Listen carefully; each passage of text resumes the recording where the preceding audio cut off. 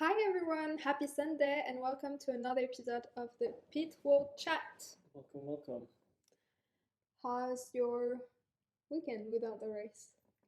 It's not that great, but we have sunny weather, so I've been taking advantage of that. So in some sense, it's actually pretty good. Because if it was a race today, I would have been missing out on the weather. Right, happy timing.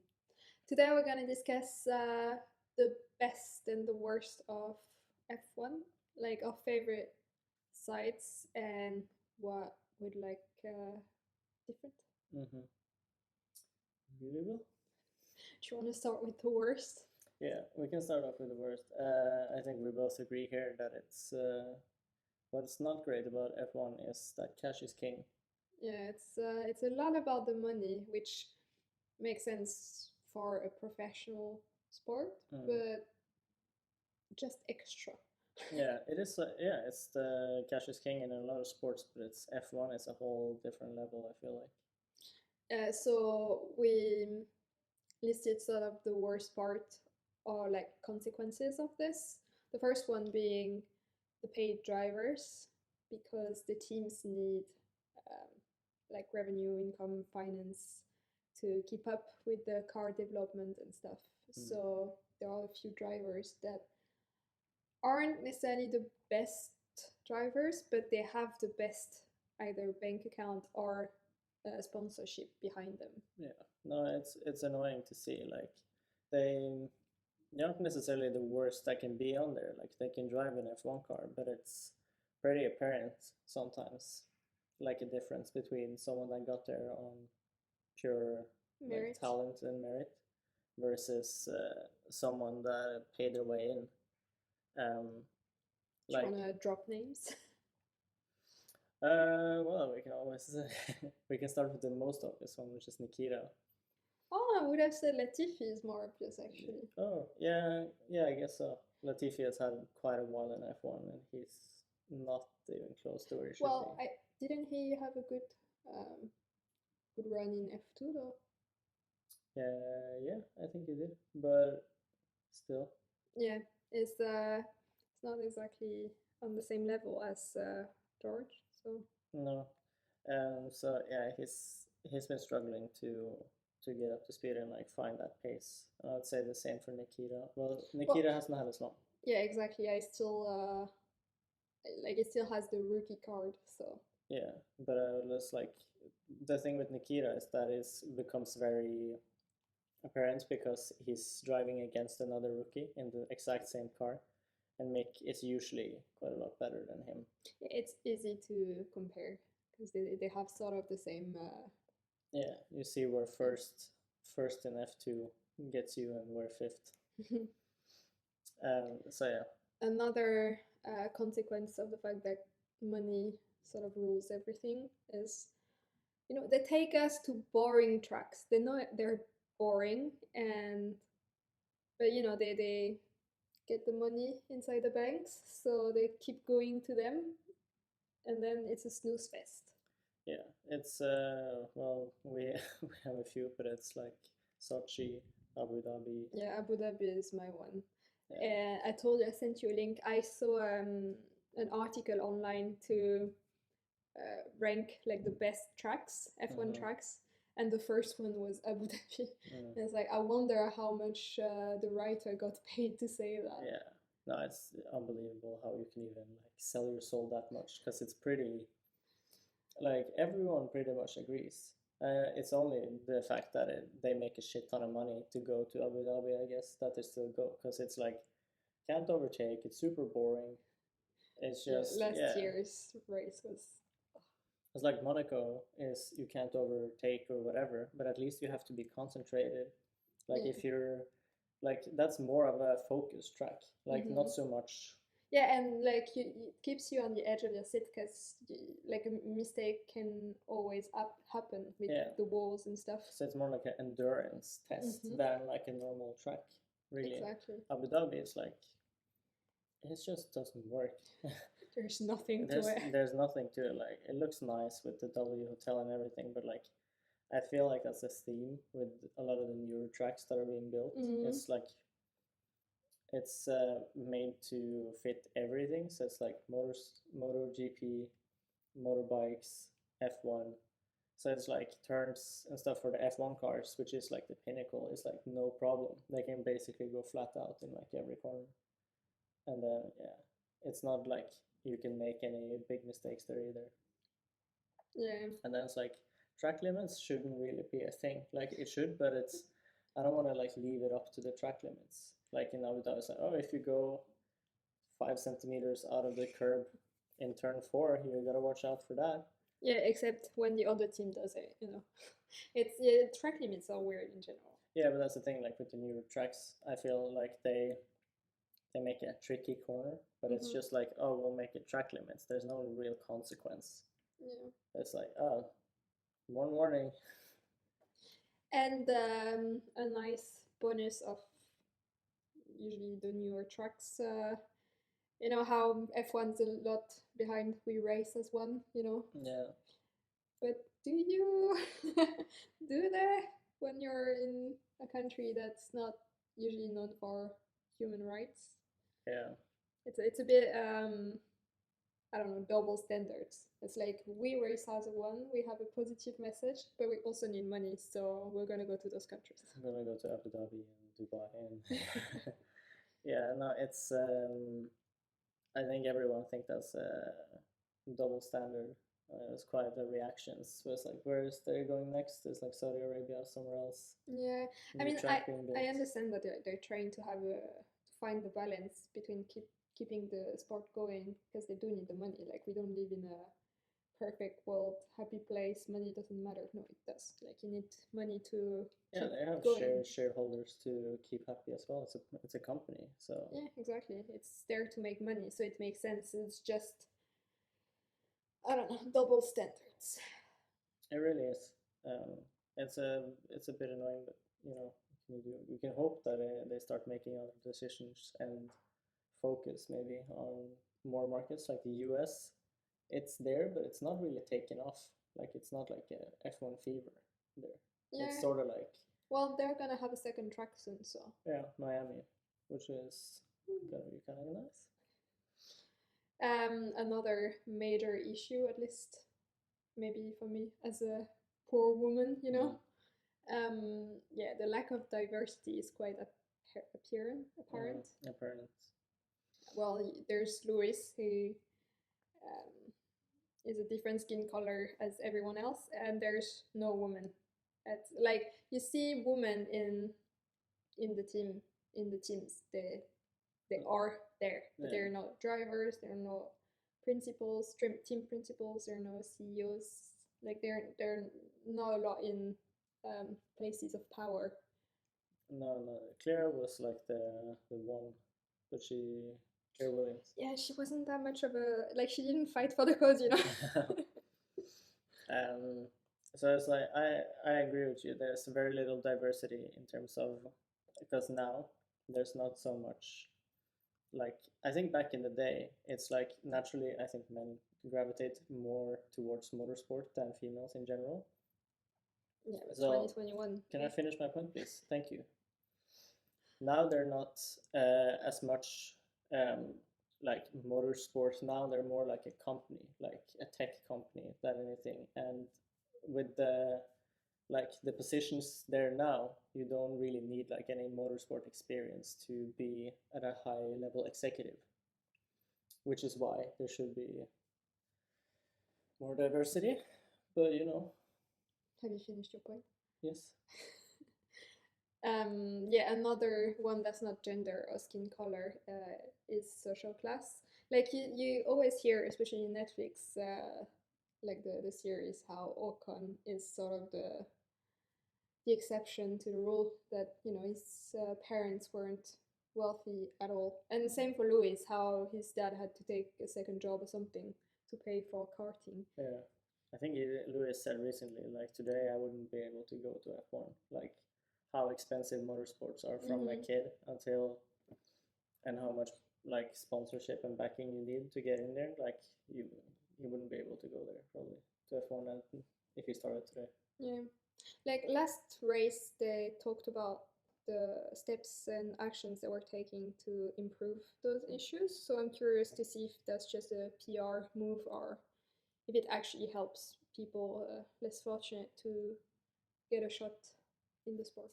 Yeah, I think they're gonna do some measures, but it's really hard to see the effect of those measures, or like what they can say they do this or that, but it's like it's the result really that matters. So it's hard Yeah. to say. Yeah, but that's down the line. Let's come back in 20 years and see what happened.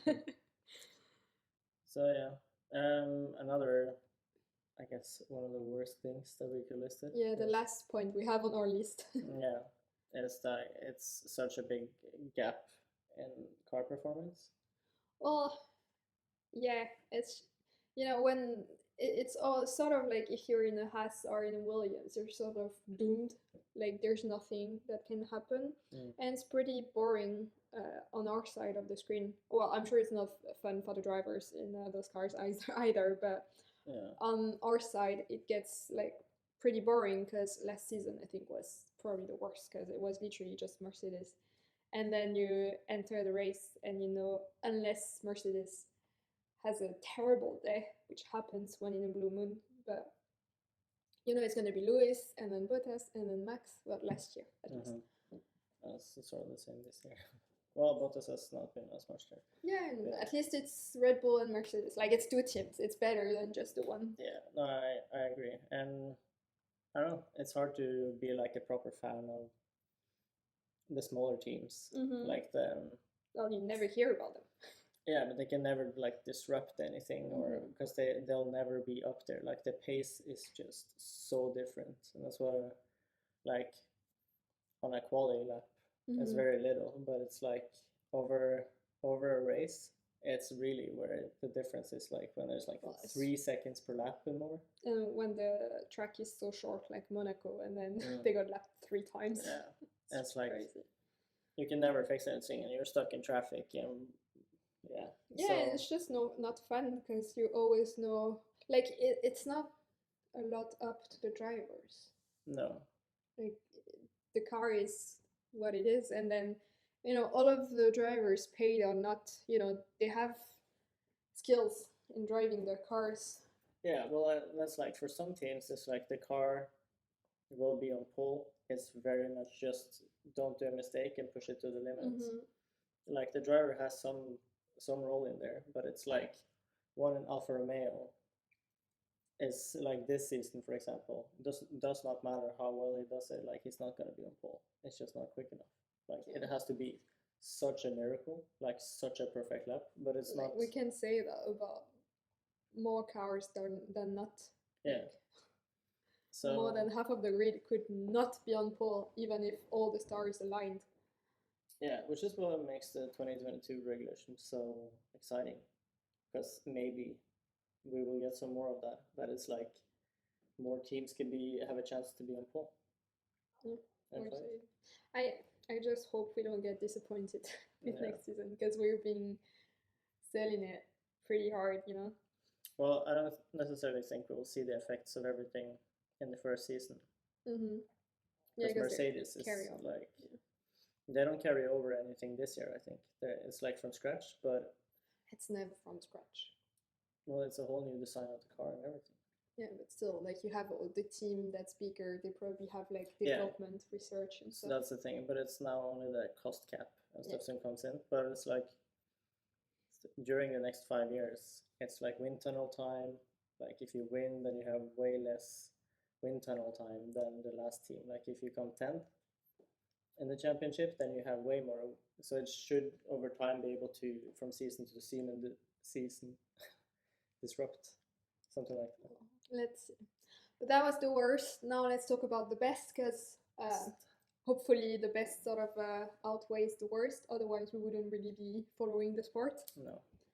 So my favorite thing is how like the dynamics are so interesting and complicated between, the drivers are individuals, but it's also a team sport, and then the money that comes into it also plays a major role that we don't necessarily understand straight away, but it's I don't know, it's very interesting because it's so complicated. It really is, and it's sort of like you're cheering for one person, but it's like maybe not cheering for the whole team, or The other way you can around. cheer for the team but not like the driver. It's like you want you kind of want that Haas does well, but it's like not necessarily that Nikita does well. Like it's Yeah, and also I told you before, but it gets very confusing because you like I know I want Red Bull to do well because they're the underdog sort of, but then I like Lewis, so I want him to do well, and then I love McLaren, so I want them to do well, and then Ferrari are on the rise, so I kind of like that they're doing well. So you're cheering for a lot of people at the same time, and then it gets confusing. yeah, it's tough also to pick podiums because it's like, well, I like him, I like him, I like him, but that team is great and that they will champ for the championship. Yeah. So yeah, it is, and I also think it's quite tricky for the teams because it's like which one to prioritize, and when being in a team like that as well, it's like you have to go for you, but you also have to do what's best for the team. So yeah, it's Very interesting. very interesting. One of my favorite things about it is it's so much legacy in the sport. Like it's been around for a while.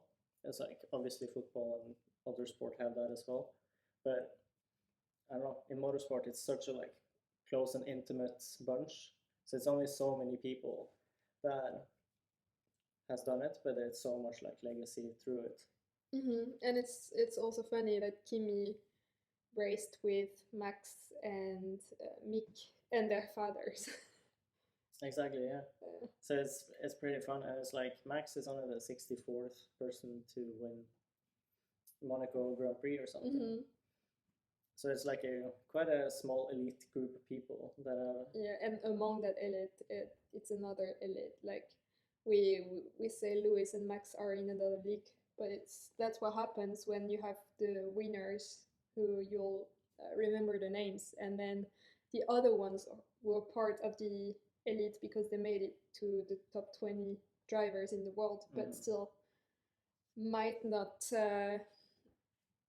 like make it to the textbooks, you know. Yeah. Not that there are many textbooks, but still. No, there probably is, Probably. but yeah, there's so much legacy going. So I think it's pretty cool.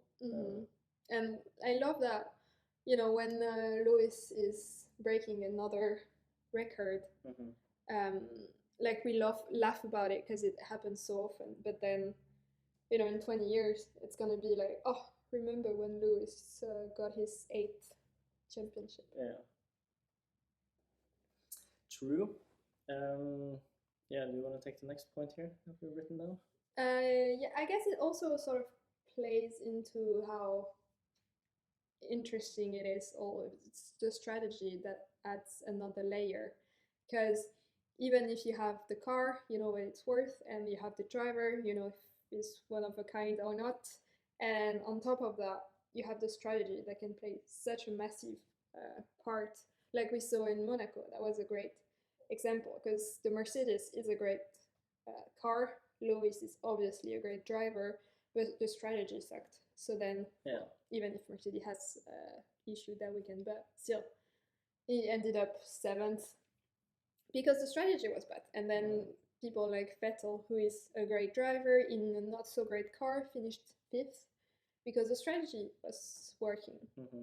And you never know. Plus, you know, when there's a red flag or a safety car, it adds another layer of surprise.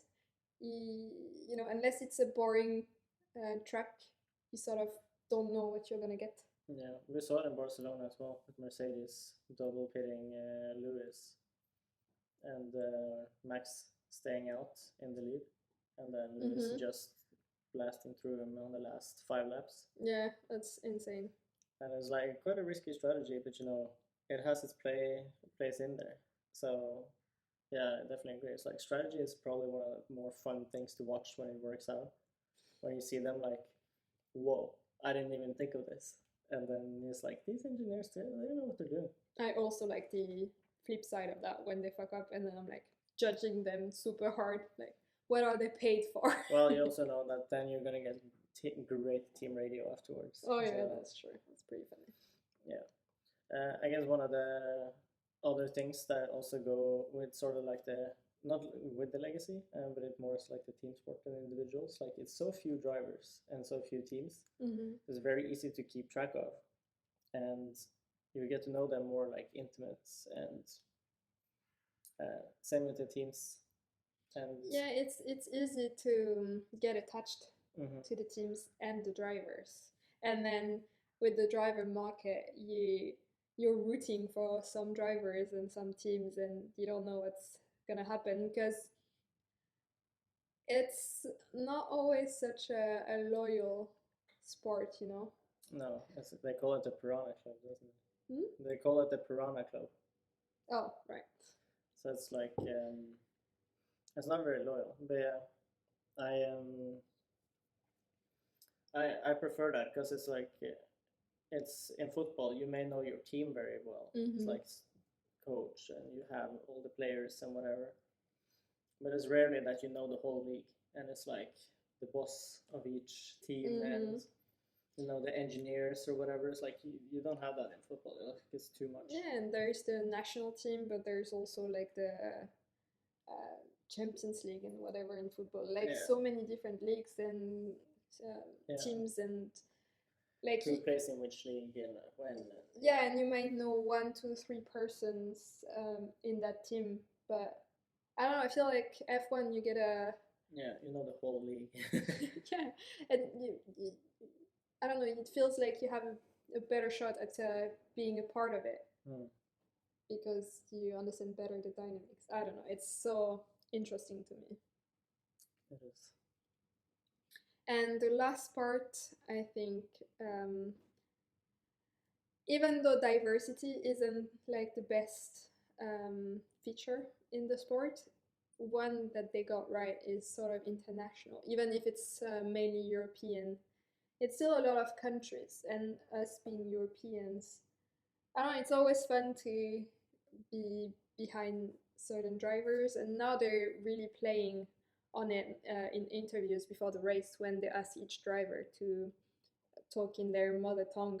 Mm-hmm. So they know it's one of their strengths, and yeah, it's really cool to see. Yeah. And also the tracks. Yeah, but I also love that they say like, oh, it's a world championship, and they make an effort to go in the world. Yeah. It's like, yeah, but it's like they can't do every country. It's like most of it is in Europe. That's the thing. But it's like they have in Mexico, they have in the United States, they have one in Australia usually. Now they have in Saudi Arabia and everything. Yeah, I think technically South America and Africa is a bit lacking. Yeah, well, it's only Mexico there, but no, they have Brazil as well, usually on the calendar. I guess. So South America is more. Yeah, Mexico is in South America. No, it's that's not. Yeah, no, it's North America. It's in the middle. Let's say one of those. Anyway, but Africa is very much left out, which is a shame. It is, but it is in all other sports as well. Yeah, but that doesn't make it okay. But that goes again in diversity. Yeah. Hopefully, it's one of the steps, or like it's in the plans or whatever. I hope. Let's hope so. Because you can't really call it a world championship if you ignore a continent, you know? Yeah. Anyways. I think that's it. Yeah, that was a bit of a heavy note for the end, but it's still a great sport, like overall. The good hopefully outweighs the bad, and they're trying to be better. Yeah. So that's cool. Well, for me it does. Like, obviously we're super into it, so... we are. Anyways, let us know what your best and worst of F1 is. And we hope you enjoyed the episode, and we wish you a great week, and see you next week for Baku. All right, bye. Bye.